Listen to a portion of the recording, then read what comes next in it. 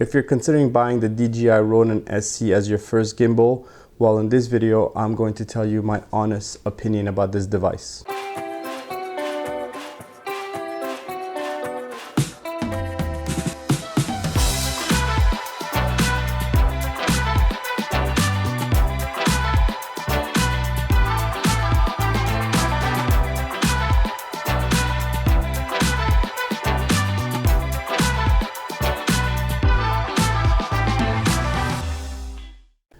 I wanted to share my honest review of the DJI Ronin SC. This is the device that you see right here, currently paired with a Canon SL2. I had the pleasure of owning this device for a little bit over a month now, and I initially purchased it to use it, obviously, to capture video footage and stabilize my footage, primarily to use it as a gimbal for, you know, weddings and whatnot. And after having owned this device for some time and actually using it in the field, I'm going to tell you right off the bat that I am not impressed specifically with this gimbal. It's not, it has not lived up to the reputation that DJI Ronin has established for their gimbals. Maybe perhaps this is the entry-level Ronin SC, and perhaps their higher-end products are better quality, but initially this has completely failed, in my opinion.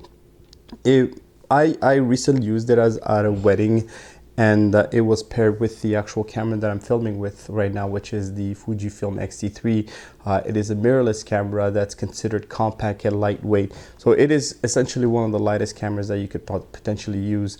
And it was also paired with a lightweight 18-55 lens. And yet this gimbal was not really able to stabilize it and allow me to use it the way it's supposed to be. Gimbals are known to be able to stabilize images and allow you to be mobile and move around and capture cinematic shots. Instead, what I got was a time-wasting paperweight, essentially. When I initially got it, I had about 2 to 3 weeks to play with it and try to, you know, get it ready for the shoot. And for those 2 weeks, I'll be honest with you, it brought me a lot of frustration because the actual instruction sheets that come with this device are really not useful, helpful. They do have an app that will allow you to calibrate it and set it properly with some video tutorials. And even with that, spending hours and hours and hours trying to balance my camera, I'm gonna tell you, it didn't live up to really the expectations. If anything, it actually made me lose faith in these gimbal devices. And it actually almost cost me several $1,000s because the motor at one point started spinning the camera in really excessively in this manner, and I was afraid for a second that I might actually lose a camera to this.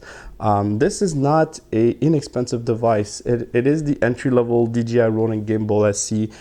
It comes in about $500, just this piece, and for that kind of price, they should be putting out better products, but they really haven't.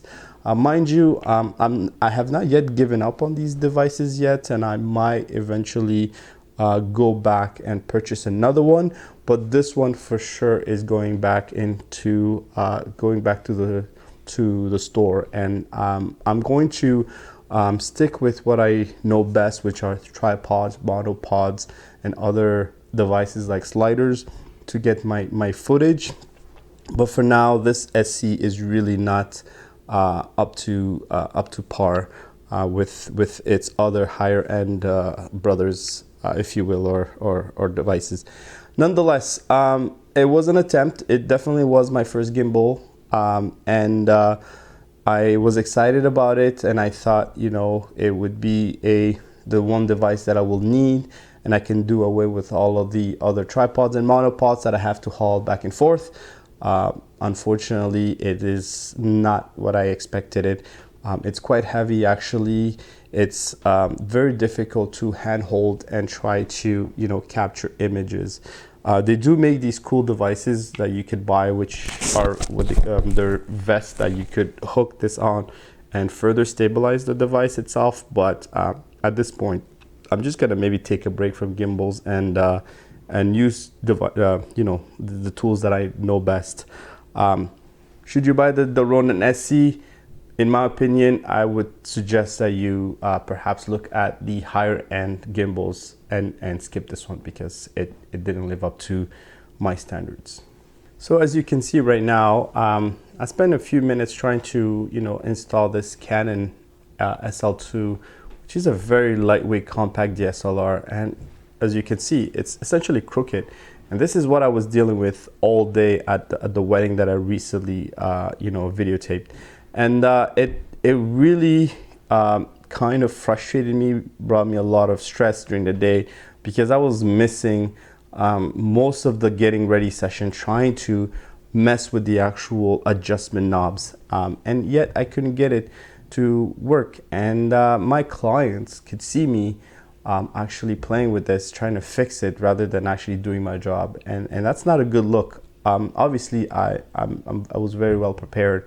I had a backup plan and I had a second videographer with me that was able to capture the shots as we were doing. But after an hour or so of trying to mess with this again, I just essentially dropped it and went back to a monopod and a tripod, and I filmed the rest of the wedding with those devices, and they did the job as usual with no problems. I was not able to capture the the movement of the brides and groom, and follow them around with this device and get those cinematic shots that were advertised, but nonetheless I was still able to do my job adequately and well.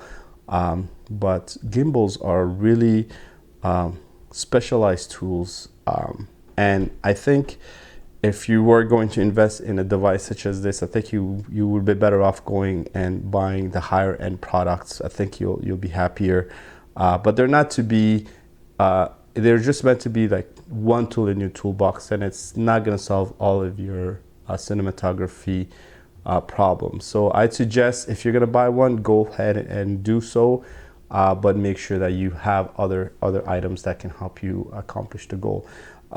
So for now, DJI Ronin SC, it's going back, and I will wait a little bit and then perhaps invest in the higher end products. So that's essentially what I wanted to share with you today. If you like this kind of content, I'll be happy to share more. In this channel, we do a lot of tutorials and review of tech gear that specializes in photo and videography. So hit the like and subscribe button, and I'll see you in the next one. Peace.